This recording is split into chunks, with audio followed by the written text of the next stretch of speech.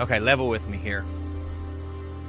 There's this idea that we live on a ball and it's spinning and traveling through space at unfathomable speeds, yet you can't measure it, you can't repeat it or observe it.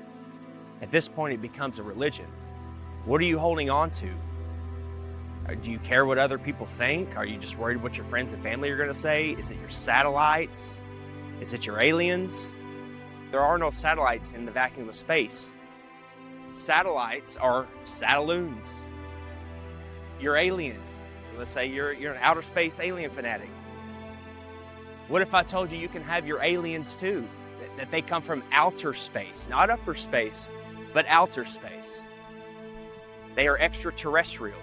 Terrestrial meaning terrain, meaning land. So what is it? What's stopping you? You've never seen curvature with your own eyes. You never felt the earth spinning.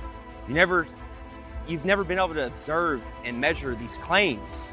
So at this point, it becomes a religion. Do you want to become free? What if there's thousands upon thousands of other continents? What if there is an actual creator? This place was designed for a purpose. This isn't an accident.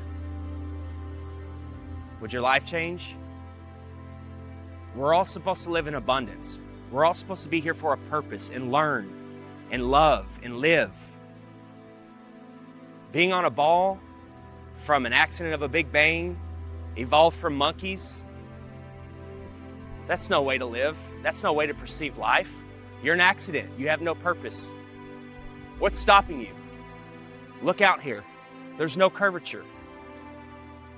120,000 feet, 30,000 feet, it's nowhere to be seen. Where's the curve? It's time to pay attention.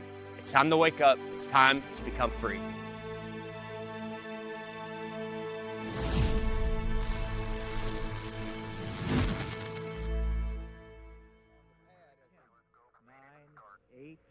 Seven, 6. We have main engine start.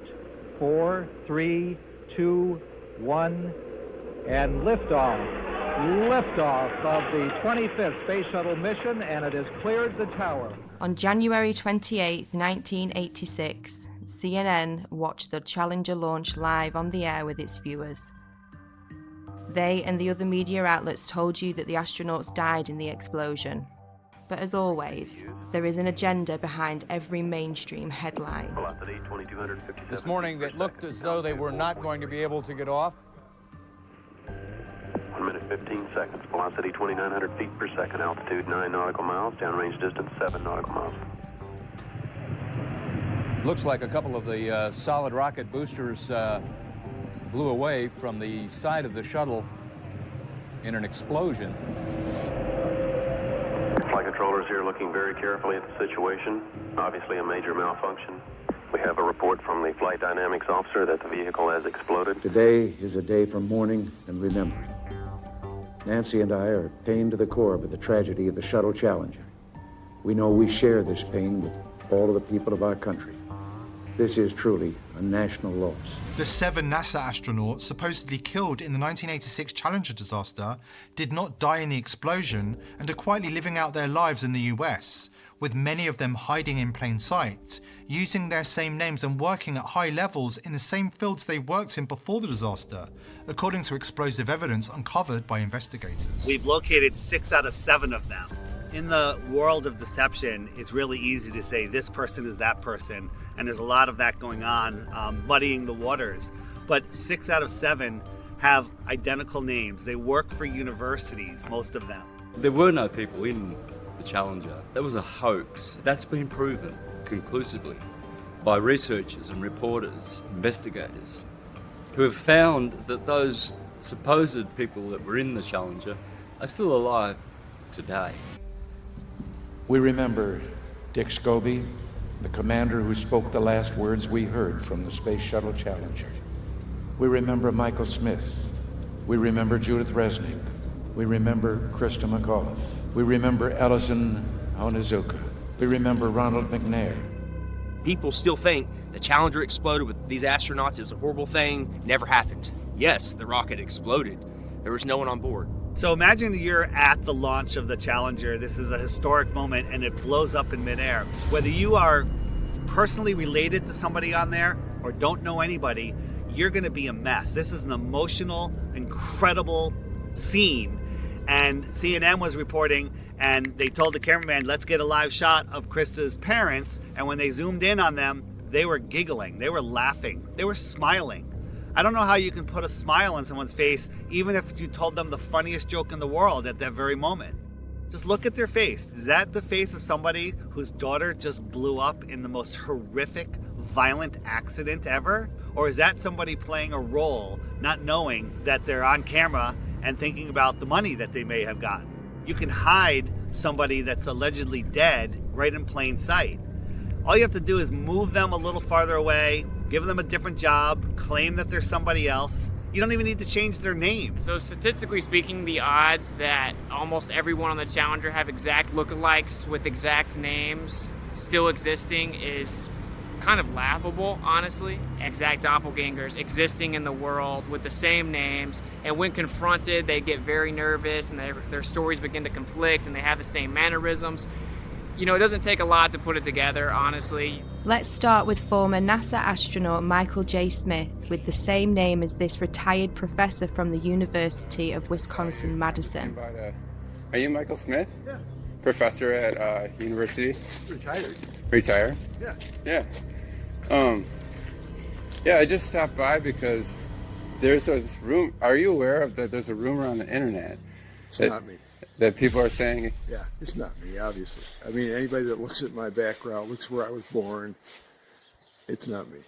I mean, it's interesting that the Michael J. Smith that was the astronaut looks something like me when we were younger, but really not if you really look at facial recognition. You never been a pilot, never been in the military? Nothing like that. Huh. No. Okay. Yeah. That's all. And I don't respond to the emails I get. I get probably an email, maybe 2 a month. Really? Yeah, and I got one guy that's been really hounding me, and I turned it over to the FBI. Okay. Yeah, you just sure look a lot. It's the same name. I know the facial thing, but that's what we looked like. What? 40 years ago? Mm-hmm. Yeah. Okay. Yeah. Well, thank you. Yeah. Okay. Michael J. Smith, identical looks, dimples the same, teeth the same. There's really no denying it. And before he could finish the question, Michael denied it. Oh, that's not me, you know, and laughed it off. What's he going to say? Oh, you got me? Not going to happen. The driveway footage of Michael J. Smith, that's real. I mean, that can't be a deep fake, you know, so at some point you got to stop trusting liars. We don't hide our space program. We don't keep secrets and cover things up. We do it all up front and in public. Next is former NASA astronaut Judith Resnick with an exact doppelganger working at Yale University. 37 years have passed and she hasn't even changed her name. Side by side, there's no denying it. When she's approached, she has a very odd way of not responding. Hey, Judy? Judy. How you doing? I'm from the press. I just had a quick question, if you don't mind. What press? I'm from a radio station in San Bernardino. I know there's a conspiracy about the space shuttle. No, I want to be polite. Friendly, just a question. So there's a lot of rumors about you being on that space shuttle. Obviously, you know, if you want to comment, we would really appreciate it. Kind of odd that Judith is in full panic mode when realizing the press is in her presence. She's no stranger to being in the spotlight. She even made her way into Hollywood for a quick cameo. If the choice is to allow Americans to be taken as hostages or to be executed, I'll bring my own fucking rope. Saddam backed down, and Ambassador Wilson helped thousands get safely home. When he himself came home to the United States, he was warmly greeted by our president, who took him to the Oval Office and introduced him to the War Cabinet as an American hero. Commander Dick Scobie had a company called Cows and Trees, and when you went to his website, there was an animation of a cow taking off like a rocket with a smoke stream coming out of its backside, doing a twisty curl in the air that looked remarkably just like what we saw with the Challenger. And after we started making videos on that and it started going viral, that website disappeared, never to be seen again. And nobody could have predicted back in 1986 that in 30 some odd years from then that there would be something called the internet that would bring all this information to the tip of your fingers, and you'd be able to search through pictures, Facebooks, websites, profiles. Now these people are scared. They're hiding their profiles, they're deleting their websites, they're making their Facebooks private. Onizuka and McNair are always together. They're hanging out at NASA and always talking about themselves. Ellison Onizuka, if you look at clips of him back in 1986 when this happened, he actually spoke like, every other word was, Let me say that it's really a pleasure to be back. If you look at clips of his brother, Claude, now speaking, it's the same exact thing. Every other word is, But Ellison's dream is continued to be carried on. I think we got some... we're very fortunate that I think we're ready to go fly. Thanks for being out here today. His brother just so happens to be the spokesperson for the Challenger tragedy. Why aren't there any pictures of his brother back when this happened? Why didn't his brother speak at the funeral? Use your head. Former Governor Ariyoshi, who has a story about a picture that survived the Challenger disaster. Ellison Onizuka came to see me one day, and he wanted a family photo. And he wanted to take it up on a Challenger, and he's going to bring it back, inscribe it, and autograph it. But that Challenger accident happened, and I felt very sorry to lose Ellison. But I didn't even think about the photo. I thought everything else must have been destroyed completely. About 2 months later, Lorna Onizuka called me and told me that they found in the water, NASA found the personal preference kit of Ellison Onizuka. And she said, there were two things in there. One was a monk's prayer, and the other was his family portrait. So I told her, oh, then it must be in terrible condition because the astronauts, the big bang up and the ocean in the water for 2 months. She told me, no, it's in perfect condition. And she said, I'm going to bring the picture over to you and present it to you.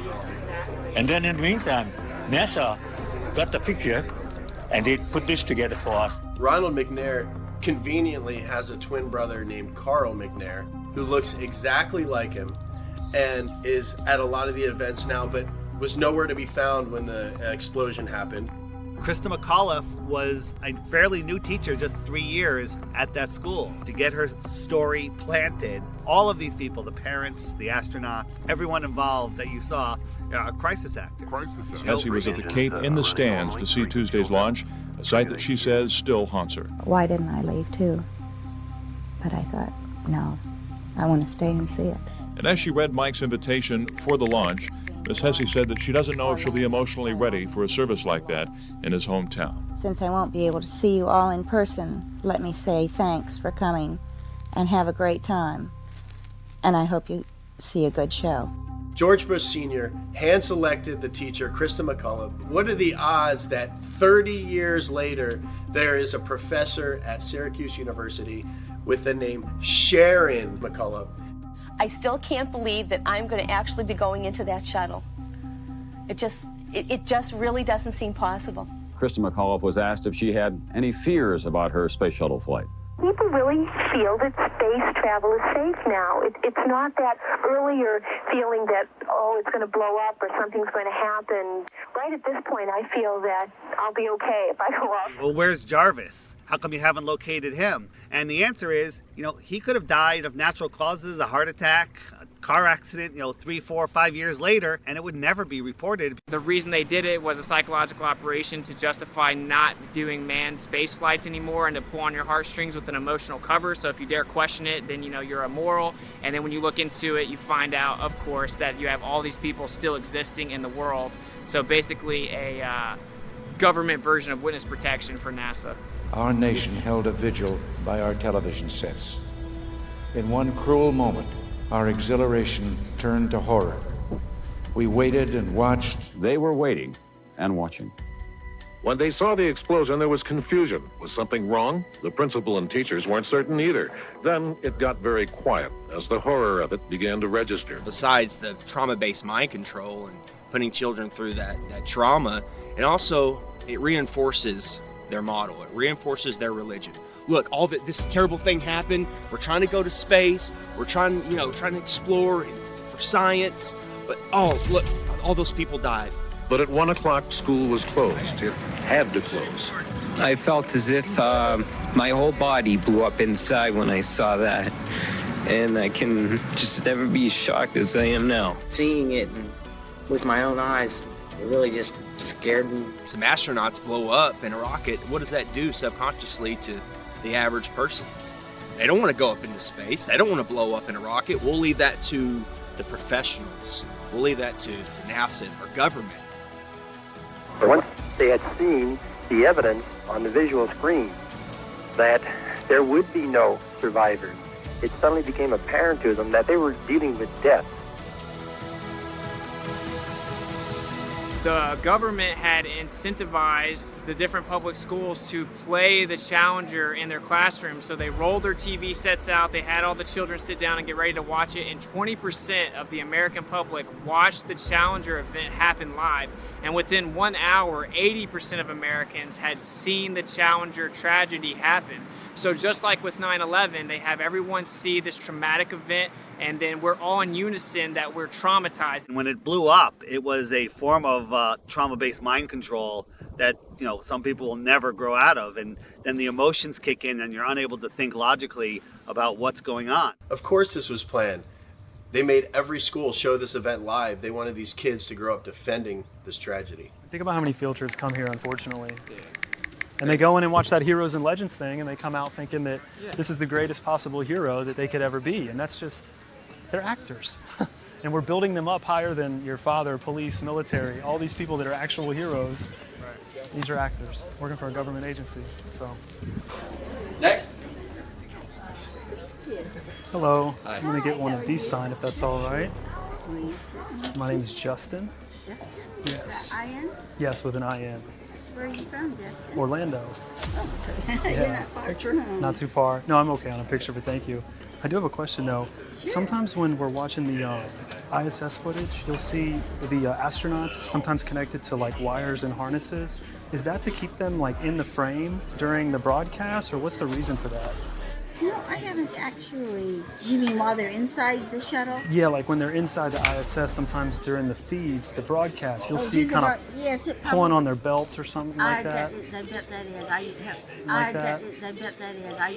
I have not personally seen that. Oh, really? But I know that they try to be still when they're doing talking to someone, and then they usually try to release and do like a flip at the end or something like because that. I've seen the flip before, and it almost looked like a foot was caught like inside something, but there was nothing really there. It was really strange. I didn't know if there was something to kind of like hold them in place or something. We never had anything like Oh, that, okay. but they may have learned over time that it was hard to stay still, and they may have come up with something. Did you ever think the public would find out that all the spacewalks were filmed underwater? Did you have any comment on that? Well, we train underwater. Oh, okay, but only training? Only training. Okay. Most of the public have no idea that the ISS is located in an underwater neutral buoyancy lab in Houston, Texas. The space station footage that they trick us with is not travelling at 17,500 miles per hour above your head. It's all being filmed here on Earth. An exact ISS replica underwater. Coincidence? It's a pretty simple process. Film your footage underwater, remove the water layer, add in your CGI Earth layer, and cast your spell.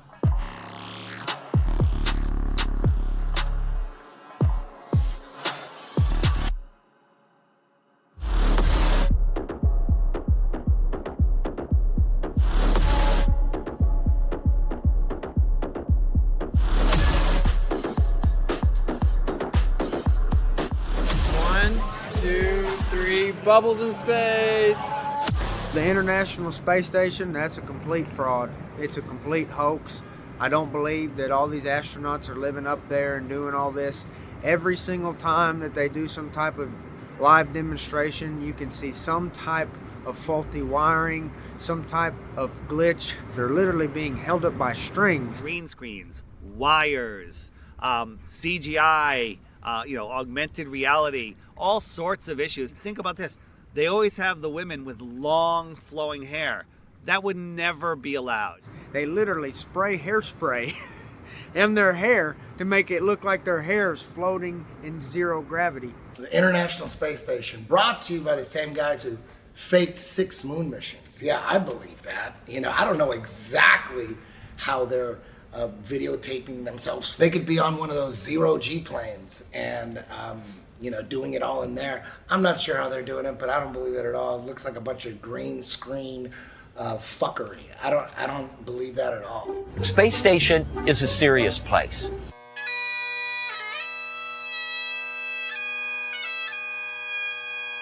We're doing serious research, scientific research and engineering research. On solid fuel wires, turn the key and light the fire. Running around in gorilla suits, going 17,500 miles an hour.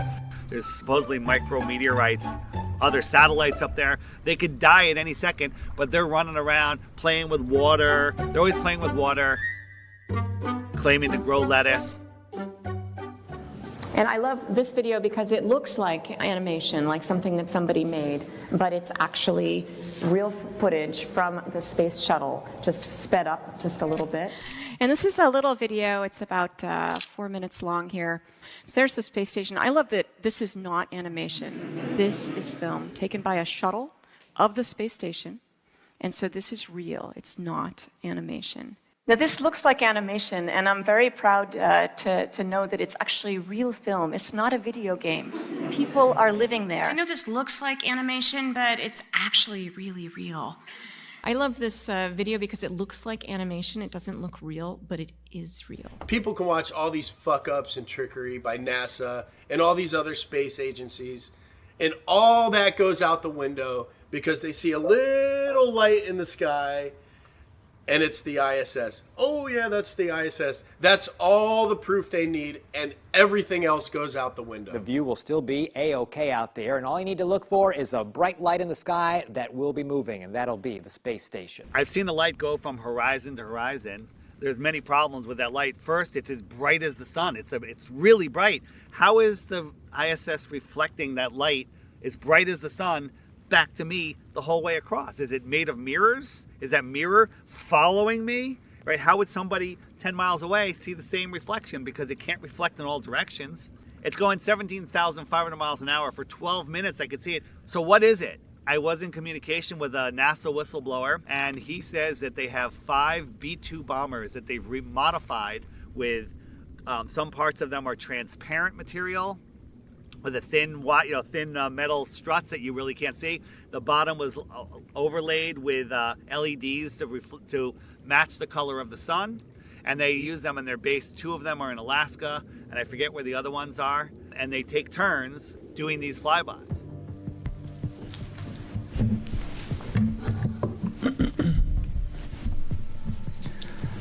Good afternoon, Commissioners. Today I'd like to bring to your attention a potential fraud on an enormous scale happening in York County. There's now clear evidence of NASA using numerous methods to grossly mislead the public about astronauts being on the International Space Station. During interior ISS scenes from NASA's own live feed, the use of wires, harnesses, green screens, and virtual reality have been detected to achieve the appearance of a weightless environment. This begs the obvious question. If they're really up there, why are they using Hollywood techniques to fake the footage? Are they in space or are they underwater?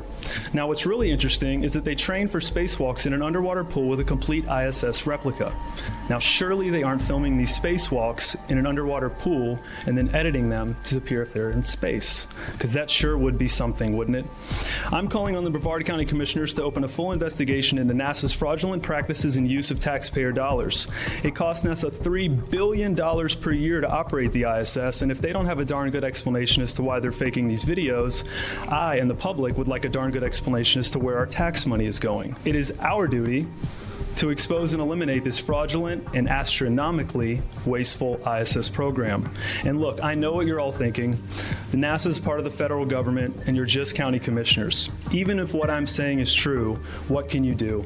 But let me remind you, not only is this happening in your county, as public officials, you have the platform and the ability to make a statement or hold a press conference, alerting the public, state, and federal authorities to investigate further. You have the power to start the conversation. I look forward to the day that $3 billion annual budget is put towards our veterans, our homeless, maybe some of that mental health stuff the young lady just spoke about, and the revitalization of Brevard County. Flat Earthers pay attention. We're paying attention to NASA. We're paying attention to SpaceX. Most people aren't, but yet they'll defend it. They'll defend it. They have no idea the Earth's supposed radius. They have no idea how far the sun is supposed to be according to NASA, 93 million. They don't know. Like, how far is the sun? Like, I don't know, a couple million miles, I don't know. They have no idea, but they're defending it to the death. You know, once you start paying attention and have an open mind, pay attention.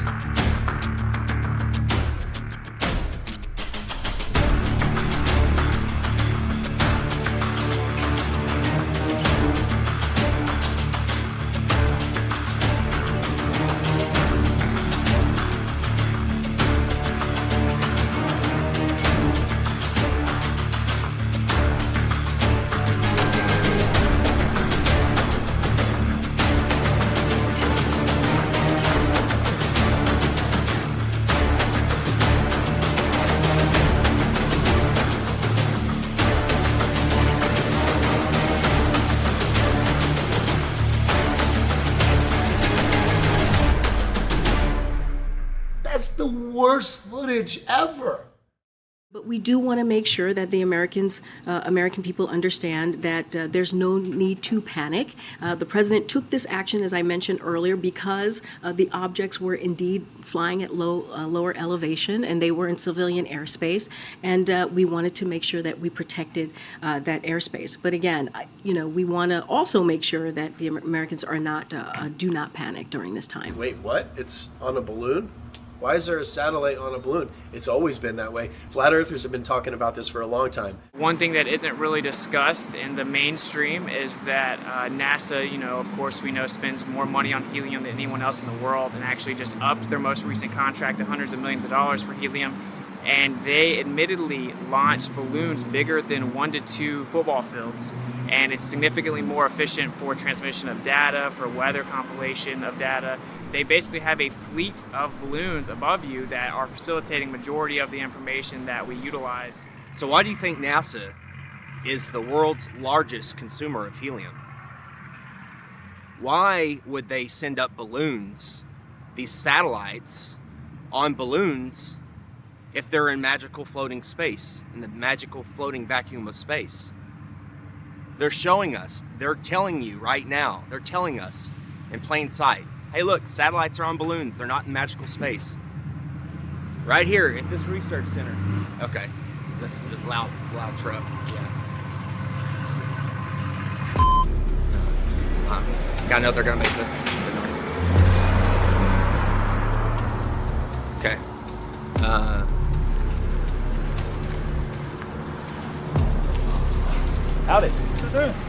I was just doing some filming. What? Oh, just anything we can see. We're just doing a documentary on the balloon launches and all the cool stuff. Yeah, we're independent journalists. Don't we film me? Well, I mean, we're in public. There's no expectation of privacy. Well, we tried to call them. They said they weren't doing any tours. Yeah, they said we weren't doing any tours. Hey, of course, you got to do your due diligence and make sure there ain't nobody out here potting shit. Yeah, well, I get it. Like Johnson Space Center, they have armed guards. Yeah, they will shoot you.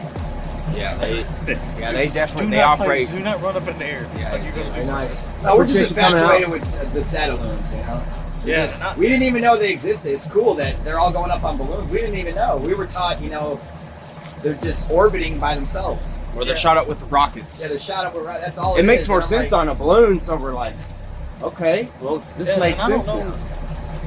Unless they got some top secret stuff I don't know about. You don't know about any of these satellites without the balloons? The idea that you would need some type of box that free falls in orbit around a ball is really just a fiction of imagination. That we don't need that at all. We don't utilize that. Satellites have been on balloons since the 50s, and they've always been on balloons. They just lied about putting them in space. There's no evidence at all of satellites in space. They would have to have a propulsion system. Even if you believe that the Earth is a ball, you must also believe that satellites cannot propel themselves without a source to thrust. Okay? We know that they don't have engines on them. What's making them go around? They don't make sense. Then you find out NASA owns 98% of the helium. Then you find out all these satellites that crash have balloons attached to them. Then you can deduce they actually float these satellites over balloons. It's that simple. If all these satellites are moving 17,500 miles an hour, some are moving this way, some are moving that way, it's common sense. There's 50,000 of them. They're supposed to hit each other eventually, but none of them hit each other. Come on, guys, wake up. There's no satellites. There's no proof of them.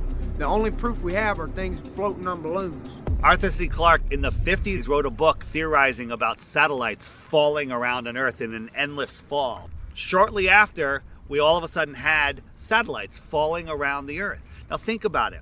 The Earth is spinning at 1,000 miles an hour. It's orbiting in an elliptical orbit, speeding up and slowing down at 66,000 miles an hour. It's chasing the sun in another curved orbit, and we somehow have geostationary satellites. That's a satellite that stays above the same plot of land. So it's mimicking the spin, it's mimicking the orbit, it's speeding up and slowing down and staying over that same plot of land, and it's just falling in an ever-ending fall.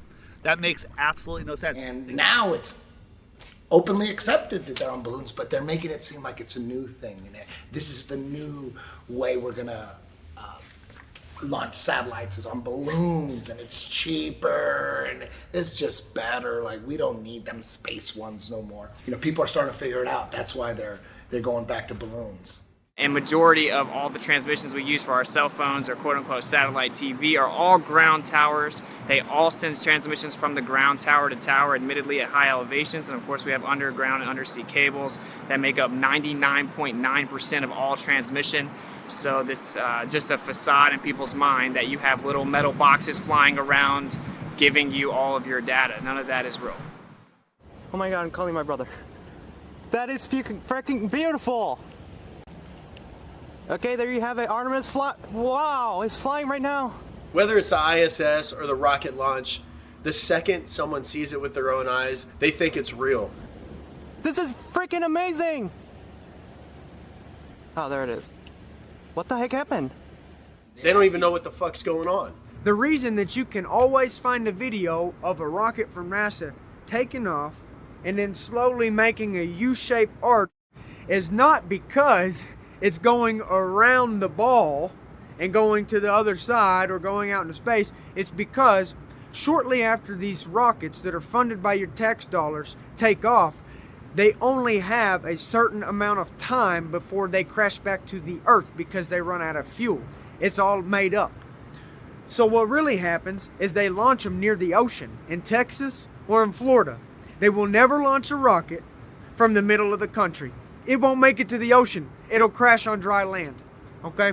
So NASA has to launch rockets from Texas in Florida because it's right by the water. If they wanted to launch a rocket from Little Rock, Arkansas, it wouldn't even make it to Texarkana. So when they launch rockets in Cape Canaveral, Florida, or in Houston, we have a problem. Yeah, the problem is you can't get past the firmament. In 1962, 7 years before they faked the moon landing, Operation Dominic began. A series of 31 missiles were shot straight up into the sky to test how high humans can actually reach. They quickly figured out not far at all. It seems that whenever they were shooting these missiles up into the sky, they were actually interacting with different layers of this plasma field or this electromagnetic phenomena, and it seems to have fluid-like properties. As it actually hits a certain portion of this force field, if you will, it begins to disperse and seek equilibrium based on the impedance of the electromagnetic layers. Why is it when we review this footage that these things are exploding? It looks like they're hitting a barrier. Testing the strength of the firmament, and they weren't able to penetrate it. What's going on there? What is this?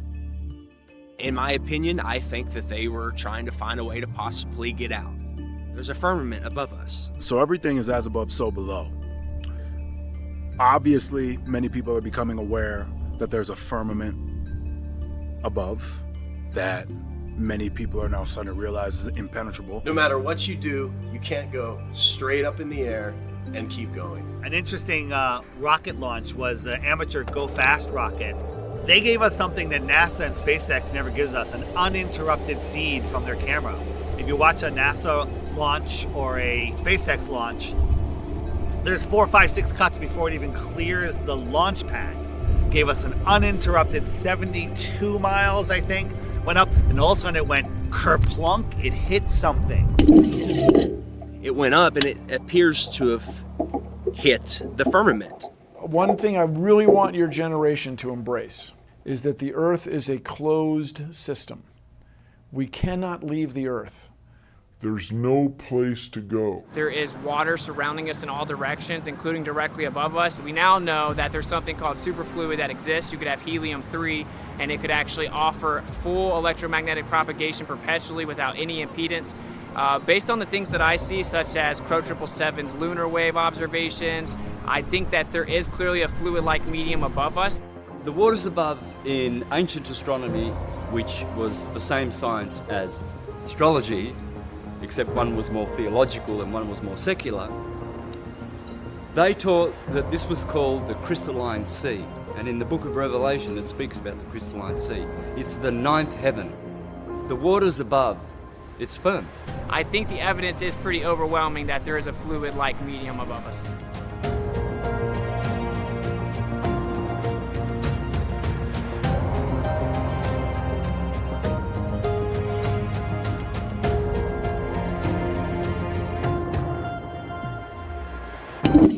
What I can tell you for sure is the water above is level, because all water finds and maintains level. I feel that's the next wave of enlightenment, is now more and more people realizing as above, so below. And the only way we can get above or below is to go within and tune our frequency to that of which surpasses and passes through. Who knows, maybe there is some kind of firmament, and we're underwater. We could be underwater. Maybe there's water above the firmament and then water down here. That could possibly be why the sky is blue, because behind it is the firmament, which holds back water. As above, so below. God's throne does not sit on a convex, silly snow globe, okay? The firmament, the waters above, where he separated the waters below from above, they're flat and level. It's the sky plane. The sky only appears to curve, just like the ground. There is no curvature in the sky. There's no curvature on the earth. Well, Dave, the SpaceX Falcon 9 is going to launch from Vandenberg Air Force Base, and it's going to launch in just about a minute, maybe a little less here. Just see the trail it's leaving behind. Absolutely amazing, and to describe it to you, and you can see it, but from the ground, it almost looks as though Some of these rockets look like they're scraping across a watery firmament, kind of like a boat dragging something through the water. You see what resembles a speedboat going through water. You'll see the rocket hit the firmament, explode like watery, and then it will skim along the surface of the firmament. Why is that? Well, because it's hydrogen. It's water. I'm not sure what they're doing, but they're not flying into space. It's almost like they're just throwing it in your face. Look, we're running into a solid barrier. These rockets literally look like they're bouncing off the ocean, like a boat in the ocean, creating waves. Look at it. Look at the footage. Look at that. They're putting it in our face. It's soft disclosure. They can't just come out and say there's a firmament, we're on a flat earth or whatever else. They can't just come out and say it. They have to show breadcrumbs. They got to show a trail of breadcrumbs. They have to boil the frog slowly. People say, well, what's under the flat earth? Because they're thinking of a disk floating in space. We don't know what's under the flat earth because the deepest hole is 7.8 miles. And while they were digging that hole, while they were drilling that hole, they were using ground penetrating radar to see what they're going to hit next. And they were wrong every step of the way. No more rocks, no more water. They hit rocks, they hit water, right? They were wrong. And then they hit an impenetrable barrier. They tried for years to get through and they couldn't. And then they gave up. But then somehow we have a meme that shows us a cross-section of the Earth, the next 4,000 miles. They know exactly what's there. They couldn't get the first 7.8 miles right, but they know the next 4,000. And everyone's seen the meme of the Earth with the molten magnetic core. Another thing that they're laughing at us, because you can't have a molten magnet. Any magnet of any type, you heat it up, and before it melts, it hits the Curie point, and it loses all its magnetism. Have y'all heard about the recent claim from the heliocentric priests? They're saying that the core has stopped spinning and it's now spinning the opposite direction, which is going to cause all this chaos. Well, this morning we are learning about a shift in the Earth's inner core that sounds like the plot of a Hollywood blockbuster. Scientists say our planet's solid core, which is actually disconnected from the rest of the Earth's layers, may actually have stopped rotating and could even reverse course. What does this mean? Well, at first it sounds like something from a Hollywood movie. Right. The script says, oh my God, the core of the Earth is spinning backwards. How do they know this? I just want to know, how do they know what the core is doing if they've only been down 8 miles? How is that possible? We've only, as humans, dug down a maximum depth of 8 miles. How do they know what's 3,000 miles down? Makes no sense. So if you look at a magnetic field on our ferrocell, you have something called the inertial plane or the block domain wall. That would be where we reside. We live within a magnetic field. And you can only go so far down before you're actually going to have the reciprocation of that energy or that magnetic field. We know the deepest hole ever dug is around 7.8 miles, which seemingly correlates to the deepest area in the ocean, of course, the Mariana Trench. So the way that I see it is you're actually living on the inertial plane within the magnetic field, which actually then begins to make all celestial phenomena fit perfect within the toroid.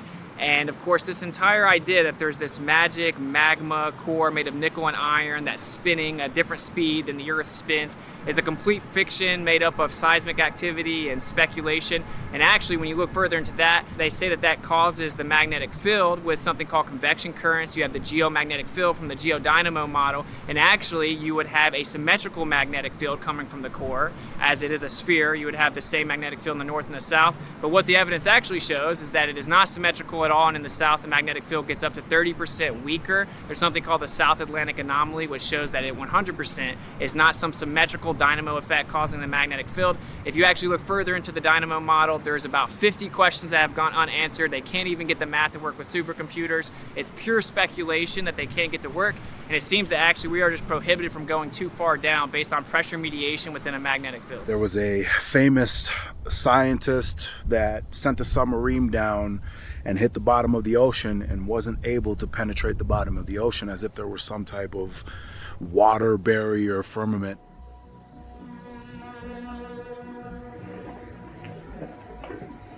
One of the strangest places on the ocean's floor was only just discovered in the 1990s. The 9th degree is one of a handful of people to ever see it in person. Without a doubt, one of the most amazing things that I have ever seen in the bottom of the ocean. And it was while filming for Blue plateaus in the Gulf of Mexico. I noticed there's something out in the distance. Couldn't tell exactly what, but it looked like a dark band. And as we approached it, the dark band became a donut. I saw this donut. It was black in the center. What the heck is that? And so as we get closer and closer to it, I noticed that the black band had what appeared to be kind of steam over it. And then I looked, and there was water lapping against the shoreline. This band was a ring of mussels. And inside the ring of mussels was a lake. And it's like, wait a minute, I'm already underwater. We went out over the water in this lake and tried to descend in it and bounced off. It was so super saline and dense that the submarine couldn't go down in it. We literally bounced off, and as we bounced off, we sent ripples heading back to the shoreline. It's because of the firmament. It's firm.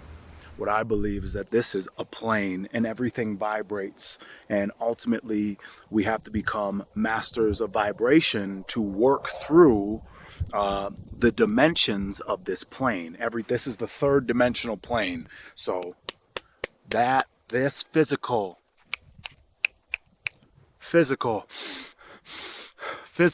this is the physical plane. Now, if we close our eyes and we envision something, our brain doesn't know the difference between a thought and actual reality. So they teach us about gravity when we're young kids, because when you're a young kid, you kind of believe everything that you hear. They tell us that gravity was discovered by a guy named Isaac Newton. And by the time he was 23, he had discovered gravity, invented calculus, and trigonometry. Well, I'm telling you right now, none of that happened. Gravity's just a theory and an excuse, really. It's real simple. If there's a force strong enough to hold oceans to the planet, there's a force. We should all be stuck to the ground. You know, the force can hold buildings, skyscrapers, tanks, ships to it, but it can't hold a helium balloon. Helium balloon just flies away. Smoke just flies. Everything should be stuck to the ground like a magnet. If there's a force holding oceans to it, it doesn't make any sense. Once you look at gravity and you try to prove that it's real, you'll discover there's no proof of it, and that there is only proof of density, buoyancy, and electrostatics. Electrostatics is a proven thing. We all know that a positive and a negative will attract towards each other. So the Earth has a neutral or negative charge. Everything above it has a positive charge, and it is attracted to it. Everything that exists is electric. There's not one thing that exists in the entire world that is not electric. It's actually the unifying force that keeps everything here, holds everything together, and everything seeks equilibrium based on that. So everything's trying to find a state of rest based on its electric phenomena or its electric nature within the environment that we exist within. And then when you start to look further into it, you find out that on the smallest scale, electrostatics is significantly stronger than gravity is even claimed to be. Magnitudes greater, 10 to the 36 power to be specific. So everything, simply put, everything that exists is electric. Everything that is falling to the ground or not falling to the ground is seeking equilibrium based on electrostatics. We can actually test this. We can use something called a corona motor, and whenever we manipulate electrostatics, we can make things levitate. We can make things go up or down, and we can actually change how fast they go down. We can also manipulate the weight of an object simply by manipulating electrostatics. And of course, that's how science actually works, is you do an experiment that shows you what the cause of the effect is, and you can manipulate electrostatics and cause the effect of downward acceleration, commonly referred to as gravity. Of course, I've never seen a test that manipulates space-time, and you will never see that. It doesn't exist. Everyone thinks that the reason things fall is because of gravity, but actually everything that exists is electrostatic. So whenever things go to the ground, they're seeking equilibrium, so they go find their balance on the ground where their charge disperses or spreads out in through the ground. So we have positive charge in the air, We have negative charge on the surface of the Earth or on the ground, which is why it's called grounding. And then we introduced positive charge, and then it went back down to the ground to seek equilibrium. This shows that that's actually what objects do when they fall to the ground. They go to the ground because of the electric forces, and they seek equilibrium on the Earth. We knew about it as in the 1950s, even earlier, and it's all been hidden because if humans were allowed free energy, free movement, and able to explore, we would find out what this place is. We'd find out our position in this world. And that's the number one thing. Why are they hiding flat Earth? Why? What's the motive? And the motive is to keep us dumbed down, not knowing who we are, not knowing where we are, not knowing the true power that we have, and not having true freedom. So ultimately, the master plan in all of this is to fake an alien invasion. I think one of the biggest upsets with globe believers when they hear flat Earth is we're taking away their Star Wars. We're taking away their aliens. We know aliens, extraterrestrials, have been documented since all recorded history. I've actually personally seen UFOs multiple times from like the age 18 up, probably 7 different times I've seen UFOs. I know it's a very real phenomenon. What about the secret space program? I call it the secret propulsion program. They're using electrostatics and other technology to maneuver around. Maybe they're even just pulling energy out of the air. We can go back to, I think it was Reagan in his famous United Nations speech, talking about the world coming together, facing a universal threat. Perhaps we need some outside universal threat to make us recognize this common bound. I occasionally think how quickly our differences worldwide would vanish if we were facing an alien threat from outside this world. They knew back then that that's the best way, the most powerful way to get everyone to unite into a one world government. If suddenly there was a threat to this world from some other species, from another planet, outside in the universe, we'd forget all the little local differences that we have between our countries, and we would find out once and for all that we really are all human beings here on this earth together. Well, I don't suppose we can wait for some alien race to come down and threaten us, but I think that between us we can bring about that realization. We did secure some footage of the flying disc in the hangar. The code name for the project is Equipe, and it has been designed for humans to fly. We asked the scientist in charge of the project what propulsion system the craft uses, but he would not divulge what he called classified information. As to how much of it is man-made or something that maybe you wouldn't understand, that's a great question, who knows? But I think that they've simply reverse engineered ancient technology and then hid it from the masses so that we don't know what it is. And you can look back at the Germans and they explain that we're using electrogravitic propulsion. And so with electrogravitic propulsion, you could attain perpetual flight, you could defy, quote unquote, defy physics, you could attain all kinds of changes in angular momentum on a dime. Man-made technology that we don't understand yet. I don't know, maybe there's other humanoids or aliens, whatever you want to call them, like that way and that way, but up there, I don't believe it. UFOs are real. You guys are just confused where they come from. They don't come from some far-off planet trillions of light years away. They come from the outer lands and possibly under the ocean. I personally believe that the government is so evil that they're devising any type of plan that they can to manipulate people into one world government. They call it the New World Order. One way that they can manipulate people is by destroying cities with missiles and lasers and all sorts of destructive bombs, and then they could blame it on aliens. They could say that aliens are coming when really it's our own government.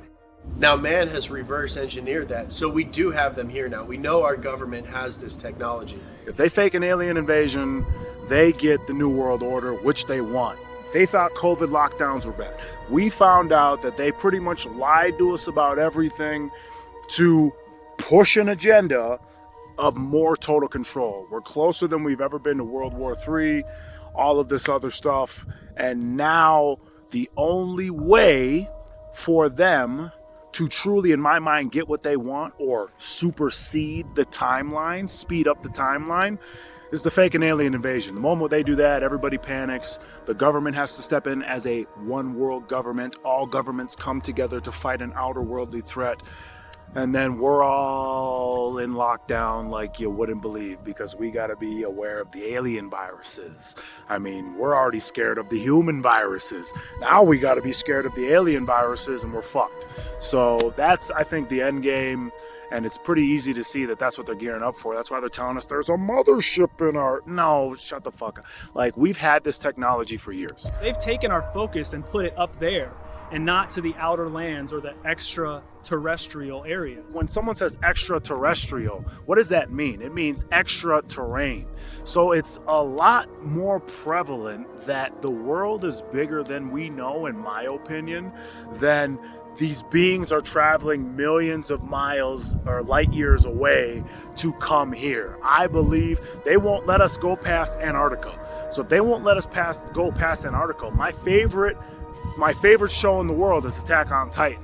I believe they're telling us things through shows, that being one of them, that there is potential for other land outside of what we know. If there's more land out there, then why are we paying $1,500 a month to live? Or California, people are paying $3,000 to $4,000 a month in rent to live.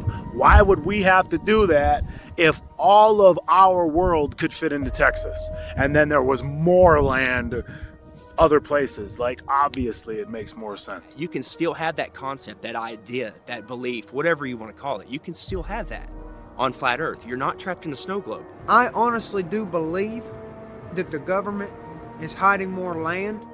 There could be thousands of continents. There's definitely more than 7. I'll bet my life on it.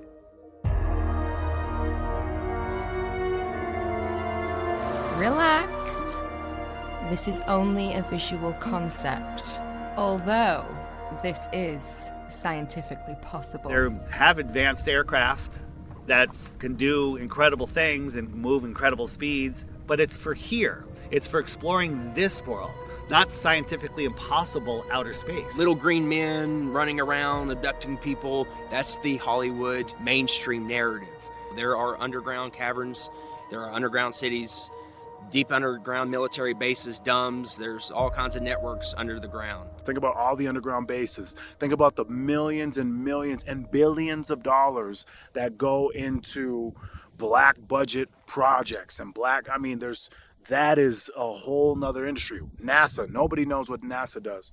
Regardless if it's a government hoax to instill fear and control and take away our rights, if it's Project Bluebeam, just know that these crafts are not coming from outer space in the magical vacuum of floating balls. They're coming from outer space, not upper space. They're coming from outer space.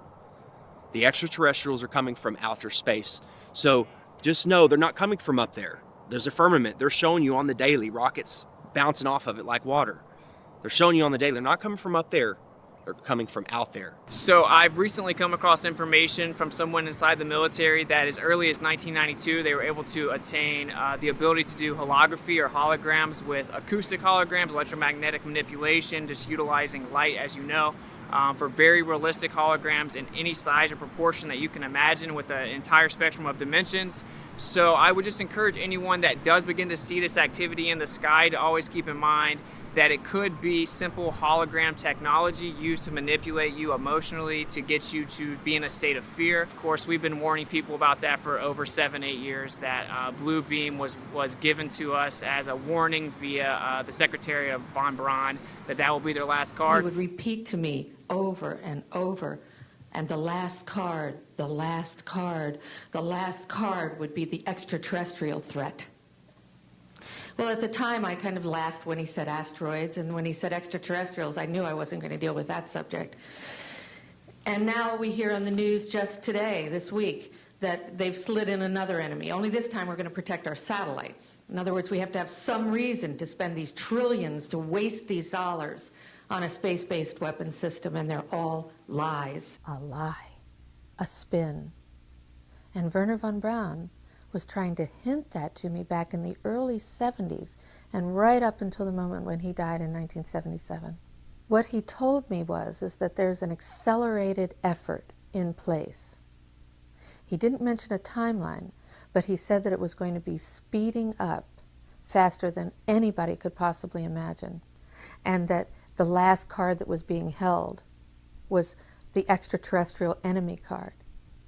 The intensity with which he said that made me realize that he knew something that he was too afraid to mention. He was too afraid to talk about it. He would not tell me the details. I'm not sure that I would have absorbed them if he had told me the details or even believed him in 1974. But there was no question that that man knew and had a need to know, I found out. The look in his eyes made it clear to me that he knew that there was something going on that was a big secret that he could not divulge. That'll probably be their last card. I think that's where they're heading. They've got the technology, they've got amazing advanced stuff which they've held from us, the elite families, for millennia. And also, there's patents for this, guys. There's patents, old documents, patents, U.S. government, Russia government, German government, everyone. They have patents, documents from dating back to the early 1900s of building these machines by hand. Why are they building these machines? For what? What is the whole plan? If these are some special things coming from above, then why does man have to build them here to scare you with them? Why does man have to create blue beam technology to, coming soon, scare you with this stuff? Because none of it's coming from above you. None of it is random, okay? It's either coming from the outer lands, under the ocean, or they're man-made, or blue beam, or all the combination of what I just said. But there's nothing coming from above your head, so please stop. Stop holding on to your alien bullshit. Let your ball go. My name is Joseph Spencer. I was known as a man in black. Following 7 years acting as a counterintelligence agent for the CIA, I was recruited for a new assignment that entailed working within above top secret operations. I was aware of the black budget projects, but never knew the context of them due to their high level of secrecy. Even the president was denied access to their inner workings. Annually, billions of dollars are poured into black projects, which operate without any supervision or intrusion. They have full autonomy. The operations deal primarily with advancing military technologies, most of which have been reverse engineered from recovered alien spacecrafts that had either crashed or were shot down by our military. The public, sadly, will never, ever have knowledge of these operations. Since the early 1950s, scientists have been developing holographic technology, and over the years improved it to a state that we can only imagine. As I stood there staring at the bomber, which looked so absolutely real and solid that I could reach up and touch it, I contemplated the possibilities. What if this projection was 1,000 feet up in the sky? How would anyone know that that was an illusion? The Phoenix Lights craft, witnessed by 10,000 people, was the first grand-scale skybeam test upon the public. It succeeded beyond expectations. In October 1938, Orson Welles unleashed his War of the Worlds radio broadcast to the American public. It was so realistically portrayed, vast portions of the population went into panic. Terrified citizens scrambled to evacuate their cities in droves. America had been easily tricked by very simple means. In the year 2024, the world will stand witness to a massive alien invasion. Thousands of projected holographic alien warships will blanket the skies, sending people into a panic. Real military crafts within the holograms will inflict actual damage to the surrounding areas to sell the gimmick. And as a result of the ensuing human chaos, a one-world government will immediately form without any resistance from the people. They will be the new world order. Once this happens, we as a people will be doomed to enslavement and accelerated depopulation. With that said, the only hope for human salvation is to acquire and spread the knowledge of these activities and agendas. Resist, retaliate, then conquer this imposing enemy. The time is now. The time is now. The time is now.